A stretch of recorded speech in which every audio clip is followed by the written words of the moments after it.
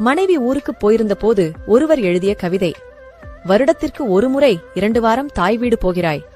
நீயும் பிள்ளைகளும் இல்லாமல் பொலிவிழந்து களையிழந்து காணப்படுகிறது வீடு. காபி போட அடுப்பில் பால் வைத்தால் பாதி பொங்கி வழிந்து விடுகிறது. வீட்டை பெருக்கிய 2 நாட்களில் இடுப்பும் முட்டியும் வலிக்கிறது.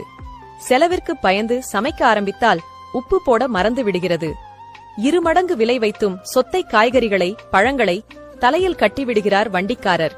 முரட்டுத்தனமாய் அடித்து கசக்கி பிழிந்து துவைத்தால் கிழிந்து விடுகிறது துணி. தண்ணீர் மோட்டார் டிவி போட்டால் அணைக்காமல் தூங்கி விடுகிறேன்.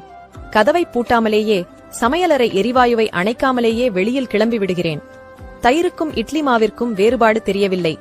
இப்படியாக தனிமையில் தவித்துப் போனாலும் நீ வந்தவுடன் கூசாமல் பொய் சொல்கிறேன். இன்னும் 1 வாரம் இருந்துவிட்டு வரலாமே, நான் ஜாலியாக இருக்கிறேன் என்று. அனைத்து குடும்பத் தலைவிகளுக்கும் சமர்ப்பணம்.